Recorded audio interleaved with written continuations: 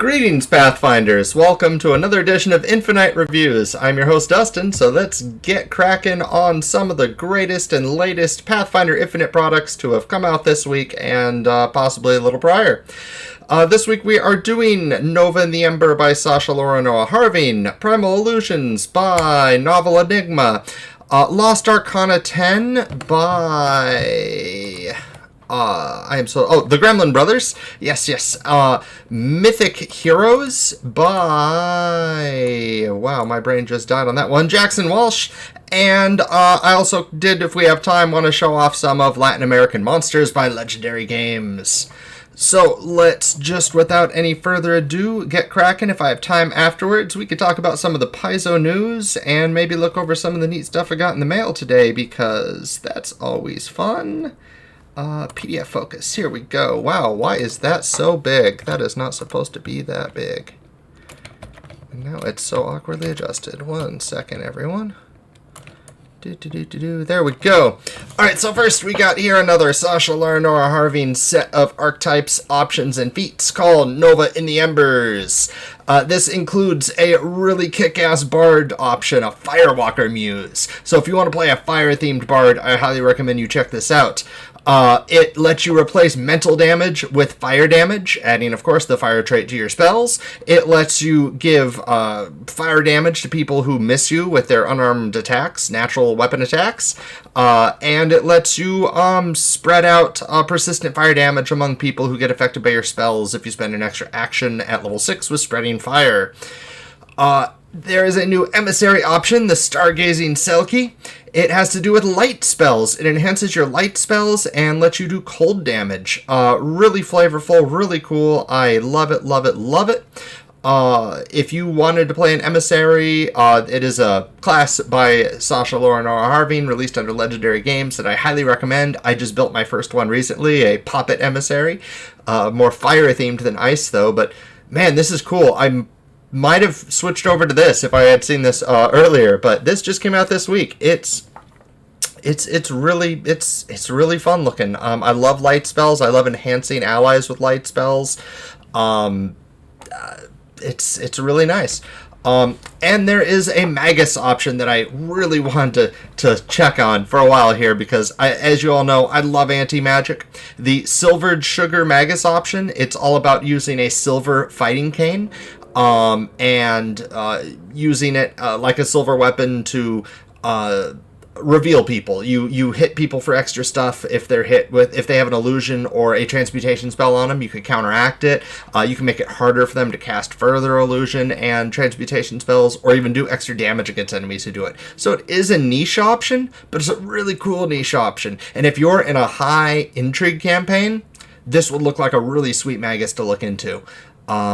Because a lot of people use transmutation and illusion options, especially a lot of shapeshifters. So if your GM is a big fan of Kitsune, this is probably a really good option, because they probably have a lot of shapeshifters lurking around that you can knock out of their alternate form with this here Magus option. And we'll go back here to check out that cover one more time. Nova and the Embers, Sasha Laura Noah Harving. 3 excellent class options for you to sink your teeth into. Next up, we have Lost Arcana by the Gremlin Brothers. They have released a really cool interactive map, an adventure, and these items that I believe key into the adventures. They take place in a River Kingdoms, this new River Kingdoms kingdom that they developed here for these products. And there are 10 really fun magic items, I gotta say. A lot of them are pharasmic, kind of anti-undead or undead themed or death themed. So it very good for a dour kind of campaign. They are mostly level 1 through 5. There is a level 10 and a level 8. There's some nice just fun items, like a cup that can make any hot beverage when you sit next to a campfire. There's a ring that lets you summon a raven swarm, which I really appreciate there. It's not perfect. There's a couple little things in here that I would adjust just maybe a little bit, but not much. Most of these are really well balanced. and it ties in very well with the campaign. The other thing I really appreciate about this really nice little $2 purchase is it comes with item cards, pre-laid out for printers. Just if you like using item cards, this is great. Their adventures, their maps come with all these really cool accessories like this, and yeah, I mean, they even have a separate item here for the bloody helm of the last war and the helm of death, having their cool graphical elements put on here. This whole thing is done really nicely. I really like these cards here. I mean, I'm a big sucker for cards, but I really appreciate these item handout cards here. There was one more item in here I tried. Oh, yes, they also do have stats in here for the Holy Water Sprinkler. It's a club with the Sprinkle trait in that you can load it with holy water and it applies a dose to the targets when you hit them. It could also produce holy water once per day? Yeah, once per day. It could produce 3 doses of holy water, the level 4 magic item version. I'm sure if you just wanted a normal non-magic one, it would just probably be 2 gold, I imagine. And wouldn't it be able to produce its own holy water? But hey, that's pretty cool too. So it does also have stats for that new type of weapon. All right. In addition, I wanted to go over, this one's a bit longer, but Mythic Heroes. Somebody has gone out and made Mythic rules for Pathfinder 2. And I will admit, I went into this thinking, I don't think I'm going to use this. I don't really, I wasn't a big fan of Mythic in first. It was cool, but I actually think this is done better in this edition than Mythic was ever done for 1E. Like, this is really good, I gotta tell you. It's kind of a mix between an idea I was toying with, so I will admit there's the bias in that, oh, I wanted to do something kind of like this. I just never thought of calling it Mythic. Combined with the Strength of Thousands alternate life in the Academia path, it gives you extra paths of feats. So you get a mythic feat at level 1, level 2, level 4, level 6, level 8. And these mythic feats, you can use them to take mythic feats, which are largely powered by hero points. Once you're a mythic character, you start with 3 hero points every session, so that you're spending them on these feats. In addition to these generic mythic feats that you'll see over here, there are specialized mythic feats depending on your path, with the paths in this book being Aberration, Beast, Celestial, Construct, Dragon, Fae, Fiend, or Phantom, with really well thought out rules for custom mythic archetypes. The archetypes, like the Aberration, for example, the dedication always gives you a way that you can earn hero points. Like in this case, whenever you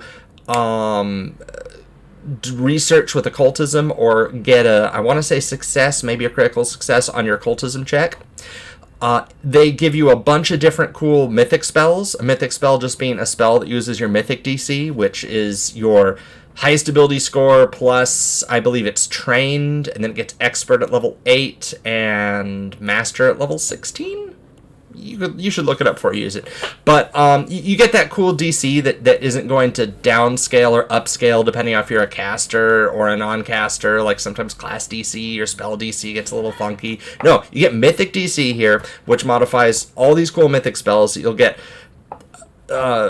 You'll get as these spells just by taking these feats, which really, really, really cool.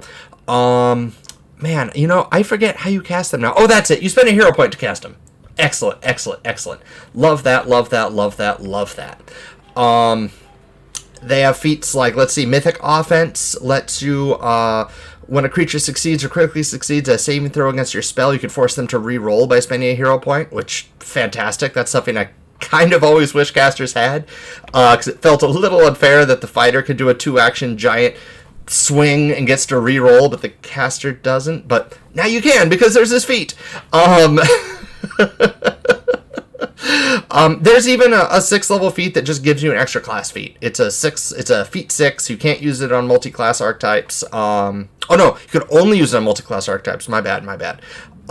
So it gives you a multi-class archetype class feat at level 6 for a mythic feat, but frankly, you probably should be using this for all the other cool mythic feats that you have on here. Stuff like, you could spend a hero point to give an ally a hero point. With an 8th level feat called Mythic Exaltation. You could spend a hero point to regain a focus point as a single point at 4th level with Mythic Refocus. I'll just go here. 20th level, you can, at the end of any combat where you emerge victorious, you automatically get a focus point. Or, whenever you would gain a hero point, you instead regain all your hero points. So that is really cool. You could just keep going all day as a mythic character if you get something like that, especially with the refocus and the ways you could heal yourself. You could play a 20th level mythic table like this and just keep throwing encounters at the enemy. No 10-minute breaks. I don't even think you need exploration. Just throw down a battle map. Maybe make it some weird Akashic record-y, ethereal, alternate plane thing where random buildings show up every round. Just go crazy with it because it's mythic. Like it says in the book, you are playing effectively a superhero.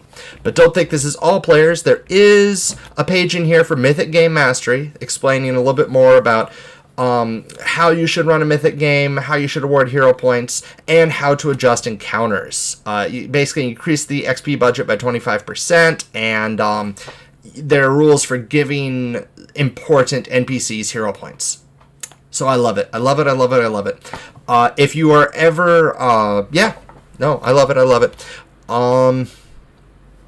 There is also little rules here for creating mythic feats for existing archetypes. So if you wanted to create a mythic path for like the Red Mantis Assassin or what have you, that is also an option that you can do with this. So I think this is really cool. It's called Adventures in Galarian Mythic Heroes by Jackson Walsh.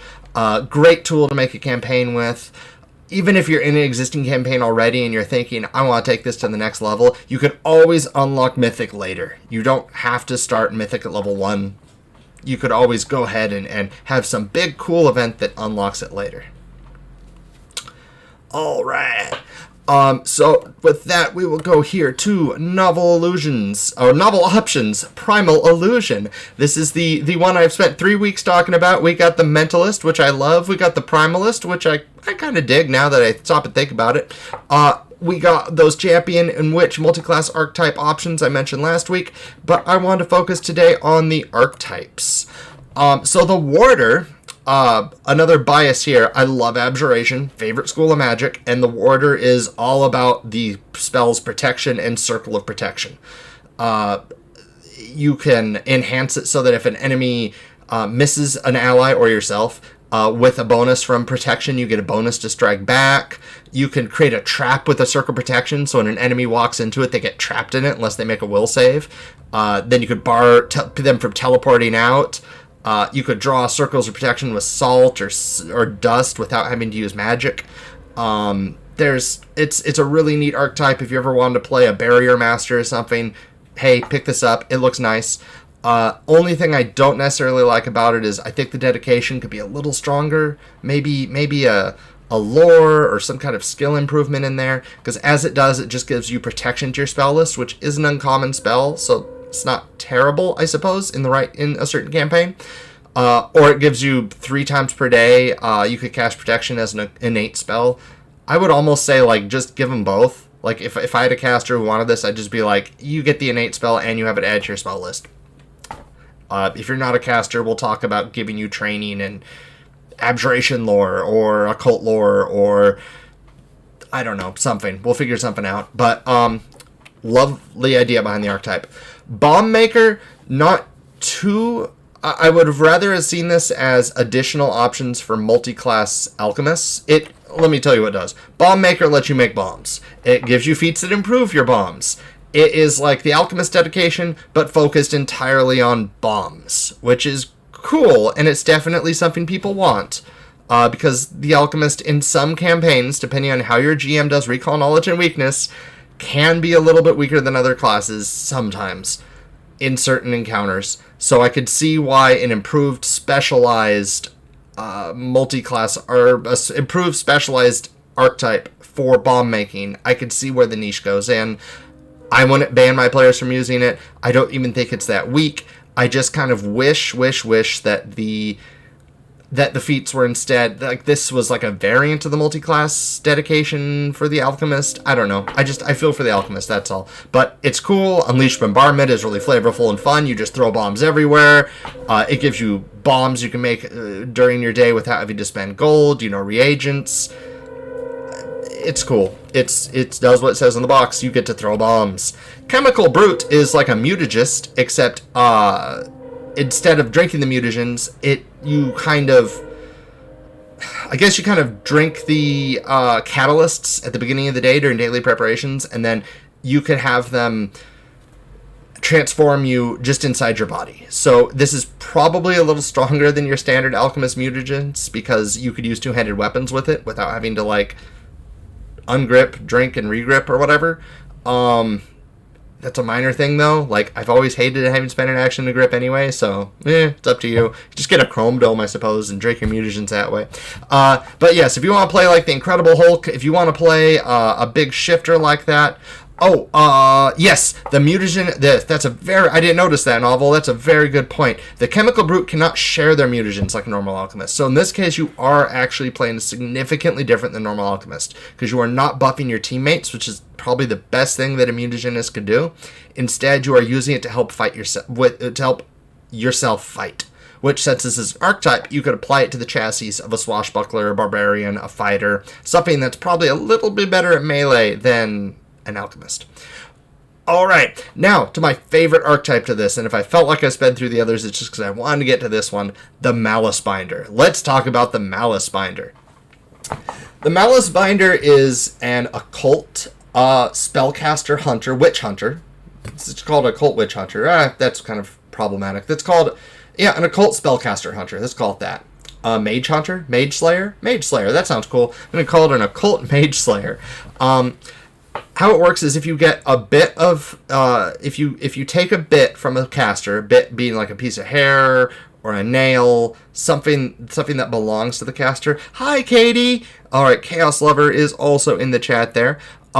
If you take a bit from the caster, like a bit of their hair or clothes or nail or whatever, you can do cool things to the caster. Or you could hunt them down, like put it on a compass and the needle will point to where they are, or make it so it's harder for them to run away, make shackles animate and wrap around them. The dedication lets you take a bit by doing an unarmed strike to them, so you're like punching them and grabbing some hair while you're at it. It also gives you a bonus against to your saving throws against their spells, since it is all about finding spellcasters and hunting them down. Most of the feats have you rub something on the bit to activate it. So, like, if you rub some grave dirt over the bit, you can make them afraid. If you rub the bit against a stake and stake it into the ground, into one of their footprints, it locks them in place. You can deafen them, you can mute them, you can make them stupefied. It's just a really, really cool, like, thematic archetype. You're going to have, it looks like it'll be really fun to use at the table. Because you could do hand motions with the bit, you could talk about, your GM could really get into, like, you take a bit of their robe, or you take, some of their hair, you could talk about what kind of bits you get, your GM could think about it in advance. If you're playing like an Ustalavic campaign or something with a lot of evil spellcasters you're hunting down, Malice Binder looks super fun. I almost feel like this archetype could have even been expanded out further to have, like, how many feats does it have? 1, 2, 3, 4, 5, 6, 7, 8. That's a lot of feats. Okay, it already has 9 feats. I feel like it could have almost been expanded out to have like 10 or 12 or so. The only other thing I am going to say is I do wish more of these archetypes had additional feats. I love the additional feats feature started in Advanced Player's Guide. Love additional feats. I feel like these could have used them. I'm not sure what the feats would have been yet. I suppose Bomb Maker and Mutagenist would have had some additional feats from the Alchemist, and maybe Malice Binder, maybe there's some superstitious style witch hunty feats from the Barbarian. But I do love seeing additional feats on archetypes. It really helps expand them out, and that could have been something. That being said, these archetypes are excellent. This whole book is excellent. Remind you, this book, in addition to all this, has Paladin tenets, 2 base classes. I mean, this book, which I'll go back to the title, Novel Options Primal Illusion, is fantastic. It has a bunch of content. Check it out. It also has 3 new cantrips. One, you blow out a breath of cold air to hit someone with cold damage, and then splash the damage out a little bit. One of them, you snap your fingers like Roy Mustang from Fullmetal Alchemist and cause someone to explode to do some fire damage to them. And the other one, just called Suddenly Rocks, makes a hailstorm of rocks that hits a 5-foot burst of area for damage. So we have a earth, a fire, and a cold cantrip, evocation cantrip thrown in here as well, which I love that. All right, what are we doing on time? We're doing good on time. So I want to talk about this other new release here, Latin American Monsters. I believe this was part of, or in addition to, the Boricubos Kickstarter. It is a bestiary, 120 pages of monsters. Full disclosure, I did work on this. I don't think, I'm 95% sure I don't get any more money if any more of these sell, but I love Legendary Games. I love their products. You should check it out anyway.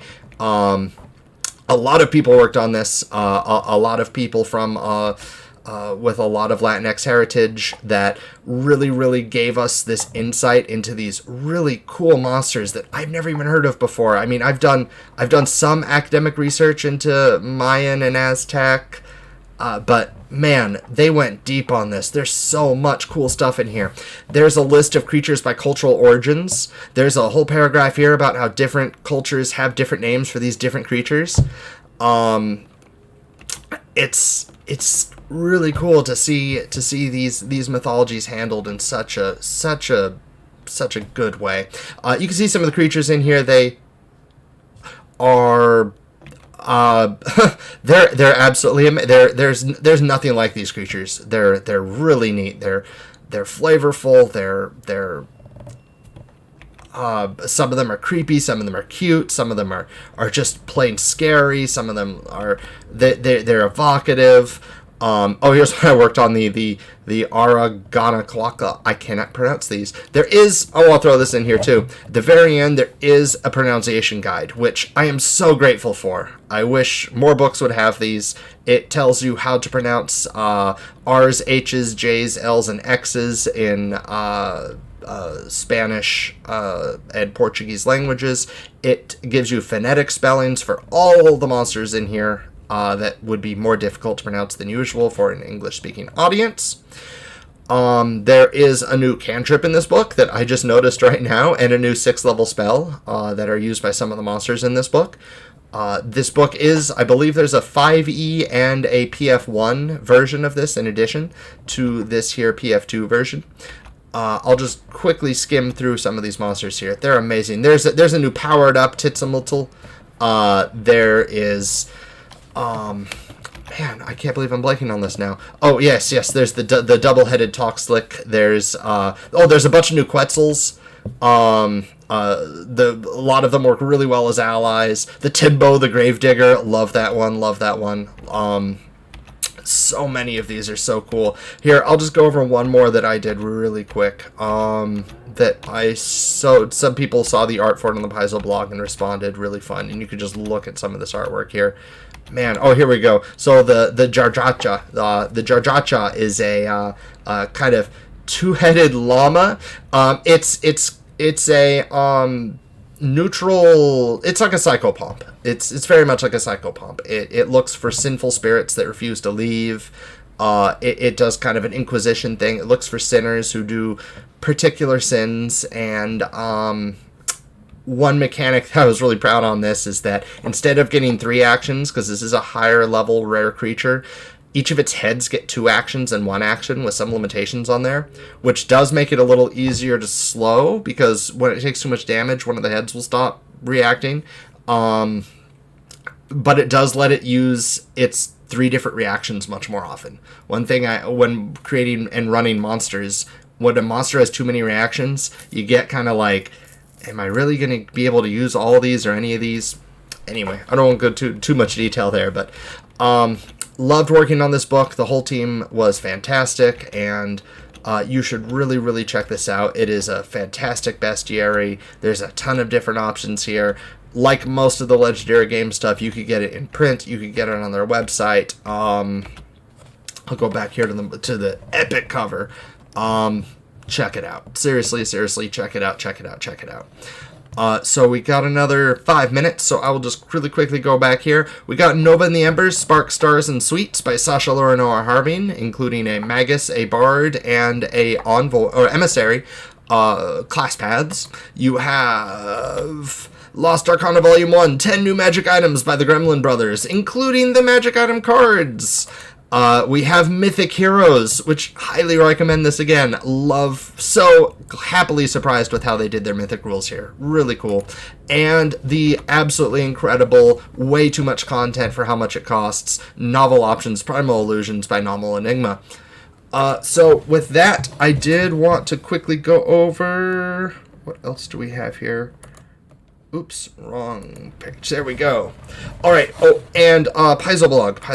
Want to go over that really quick. So Paizo has a very important, great post on International Day of People with Disabilities, both visible and otherwise. It was touching. It was hard to read. Had to do it in little bits and inspiring at the same time. You should really check that out. There is a little bit more uplift in here. We got some organized play updates. Guns and Gears and Grand Bazaar have been added and sanctioned. I believe Hillary Moon Murphy got her 5th Nova in addition to 4 campaign coins being handed out. It's, it is the December organized play update. And next week is Paizo Live, Holiday Delight Show. So... since that is from 4 to 6 at the same time as this show, I would rather not compete with Paizo, so I am either going to do my show at 3:30 next week, or maybe do a Saturday show. We'll decide. Or I guess 3 would be better, that way everyone will have time to move on over to the Paizo show, because I'd rather watch the Paizo live show than do this, because there's always a lot of really fun spoilers on those, and the chat's really active, and I love it.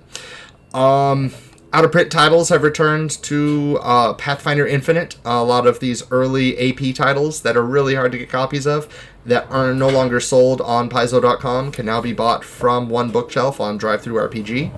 Very cool, very cool. If you spent a bunch of money or are really proud of your collection, don't feel like you were ripped off or anything, because honestly, the original printings are still going to be...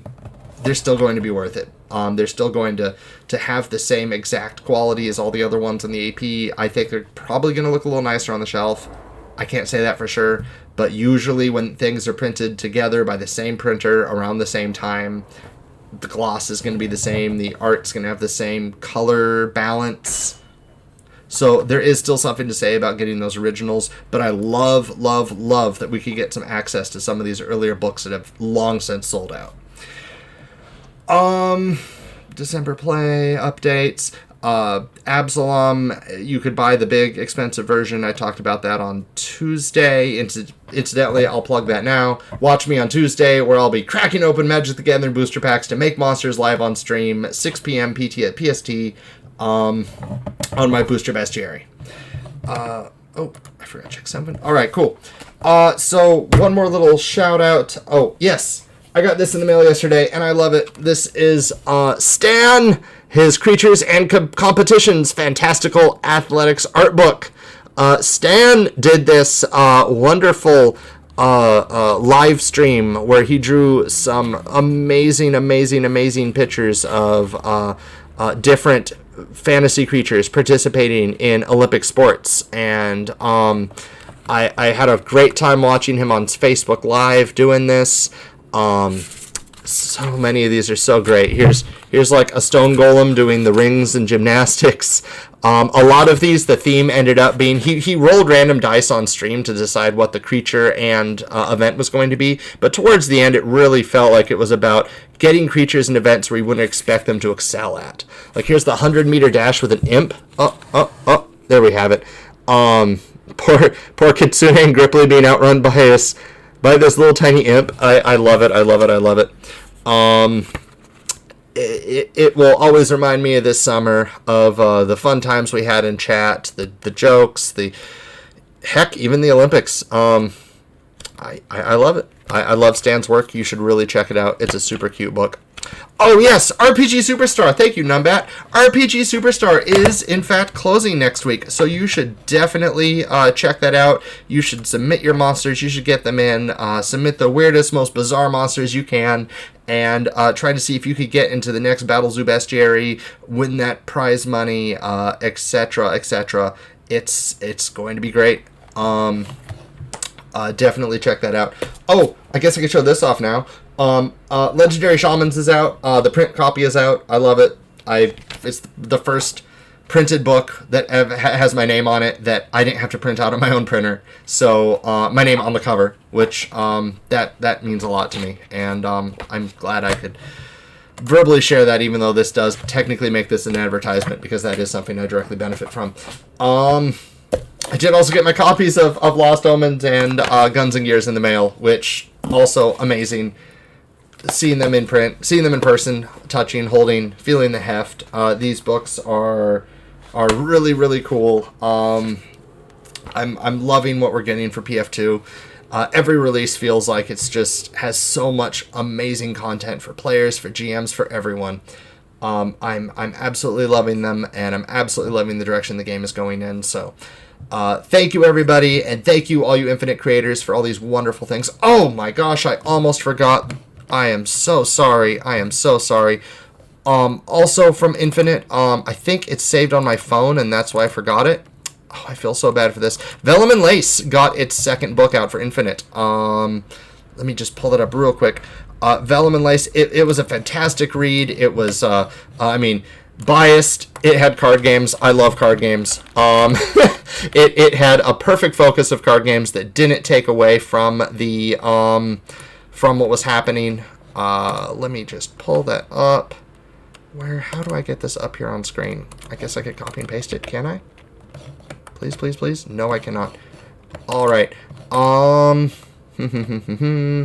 I know, I did this while I talk. All right, so Vellum and Lace is by Vanessa Hoskins. It is a fantastic serialized, I believe, monthly fantasy fiction about a pair of students in the Arcanarium and all the other students they run into there, and this life in Absalom. Let me pull that up on the stream. I like how forgetting about it technically gives it more time to sink in. There we have it. Oh, wait, no we don't. There we have it. All right, so Pocket Queens, Vellum and Lace. If you want to get into it, you should probably check out Moving Day first. That was the first in the series. And then Pocket Queens just came out a couple days ago. I believe it's already high up there on drive-through, on Pathfinder Infinite, on the ratings, and it's totally worth it because it's fun. That's just text. Let's look at the cover here. Beautiful cover, beautiful, beautiful cover here. 95% sure the cover was done by Sheppy. Whatever. Cover's beautiful. Authors are awesome. Loved reading it. You should check it out.